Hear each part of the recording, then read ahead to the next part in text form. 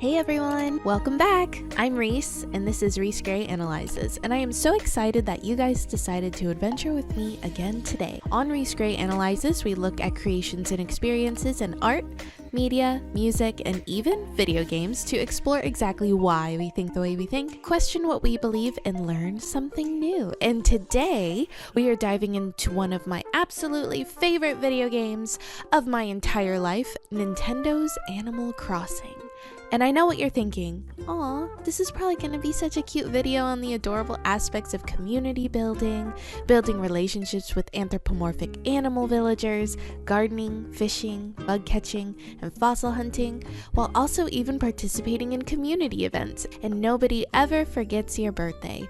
But no, buddy, it sounds like you're in a cult, and Tom Nook is a manipulative dictator, and I'll explain why.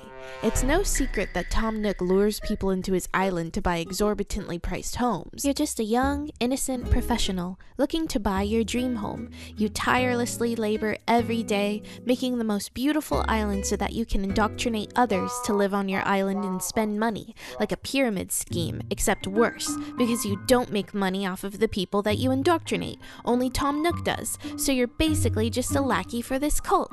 And maybe at the end of the day, you just want to wind down and watch some TV. Well, have fun with that, because there are only 3 state-sponsored TV channels on every TV, though you work tirelessly to pay Tom Nook for the multiple upgrades of your house.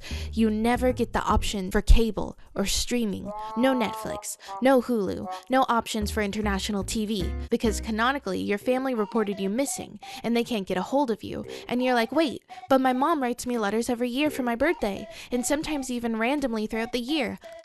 She literally doesn't. The letter is the same every year. Tom Nook has a printing press in Town Hall, where you fix your family's letters. Why is no one concerned that the Nook phone is in fact not a phone, but a chore chart, and the only person you can call is Tom Nook? And sure, you can get some state-sponsored music, but the only musical artist in town is KK Slider, and a language not recognized in the international community, Animalese. However, there are no translations for these tracks, which alienizes anyone who is not fluent in the language, us.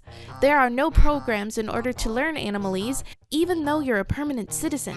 We need to get a diversity and inclusion department on this island stat, but you can't, because there's no room on the island. That's right, Tom Nook arbitrarily limits and restricts the population size of the island and gives you a false sense of power by letting you decide who stays and who goes from the island.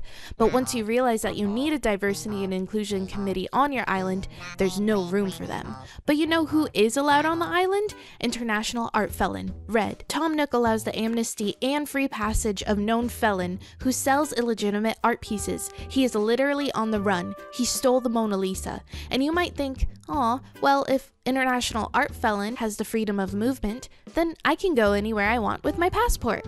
No, the passport is also not a passport. Does this look legally binding to you? Spoiler, it's not. But to apply for your country to be internationally recognized, you can mail your application to the U.S. Secretary General, Ban Ki-moon, at 1st Avenue, 46th Street in New York, New York, zip code 10017. You're welcome. I'll put the link in the description. You can only visit other islands that you know the exact coordinates of, which is very weird. Who knows coordinates? Are we on a ship in 1592, Tom Nook? Give us Wi-Fi. And dream islands are just a way for Tom Nook to hypnotize you into going to propaganda-filled islands, such as the famous Denny's, to get the user to spend real-world money, which works every time. And you're like, well, you can also fly to Harveys Island.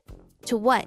Buy more stuff from stores seemingly run by entrepreneurs, but really Tom Nook just scammed these poor critters into managing his own stores for him? First, we have Katrina, who's a fortune teller, inherent scam. Sahara, who is a home decor specialist, who just sells you stuff that Tom Nook already sells, but she says they're from far off lands, international scam. Or Tortimer, who is very cute, but only sells you storage to store your stuff for you if you buy too many things from Tom Nook. Boomer scammer. Reese and Cyrus, who customize your stuff. Reese is cool. Leaf, who sells you plants you can only plant on Tom Nook's island. Ecology. Kix, who's an accessories expert. Again, just Tom Nook's lackey who sells shoes and bags. Shill. And Harriet, who is literally the world's worst barber. Illegal. But I suppose Tom Nook has grown as a person since the debut of his regime in 2001, because in 2021 he entrusted his townspeople with the world's most wonderful freedom. having a job.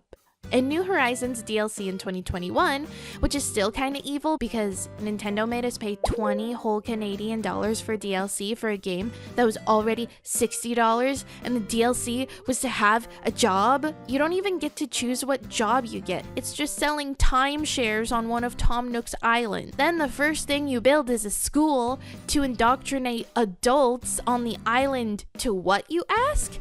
Keep buying timeshares. Probably, whether it's in-game currency bells or real-world money at Denny's. This guy wants it. But not only is he selling homes at predatory prices, Tom Nook has a monopoly on the economy. In all iterations of Animal Crossing games where you own property, Tom Nook is not only the only source of home loans and the primary vendor for all goods and services, but he has total control over the town's economy, which leads him to have no competition. So, unlike in capitalism, where the invisible hand determines what items the market is willing to purchase and at what price in order to regulate the prices, Tom Nook gets to charge villagers whatever he wants. Tom Nook claims Timmy and Tommy are his pair of nephews, but are they just indentured laborers who nervously run after you in the store scared for their lives? Is this a cry for help? Why do these children run the only store in town? Not to mention, if you don't buy food from Tom Nook, you literally starve. Oh, and speaking of starvation, Tom Nook rules over the town using manipulative tactics, such as food insecurity. Sure, the primary source of sustenance for villagers often comes from fruit trees scattered all around the town. However, the variety of fruits available may be limited, especially since each town only starts with one native fruit, leading to the lack of diversity in the villagers' diets, making them delirious. Do you ever notice that the villagers usually say the same things to you over and over again? They are unhinged. They are malnourished. Have you ever noticed that animals are so small? Look, this is an elephant, and elephants are much bigger in real life, but occasionally we do get some awesome, rare meal sets. Occasionally, Tom Nook might offer meal sets in his store, providing a rare opportunity for villagers to enjoy a balanced and nutritious meal. However, these meal sets are on high demand and tend to sell out quickly. Sometimes Tom Nook will literally sell one food item per day. Tom Nook deliberately creates scarcity to maintain control over the town's food supply, to keep the townspeople controllable so they can't revolt over the amount of debt they're in. Have you ever noticed that the villagers never upgrade their houses?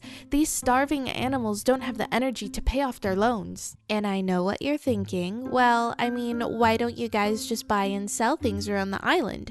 But you have to scurry around the island collecting seashells like a little street rat while you're running on the energy of an apple. And why is no one talking about the fact that you only earn bells, which is not a currency recognized in the international community? No US dollars, no Canadian dollars, no yen, bells, which at the same time are physically very heavy to literally weigh down characters lower to the ground, so you can continue being a street rat and collecting seashells to sell back to Tom Nook, which he just tosses back onto the beach the next day anyway. Haven't you noticed seashells magically respond the exact same way every day? And let's calm down for a second.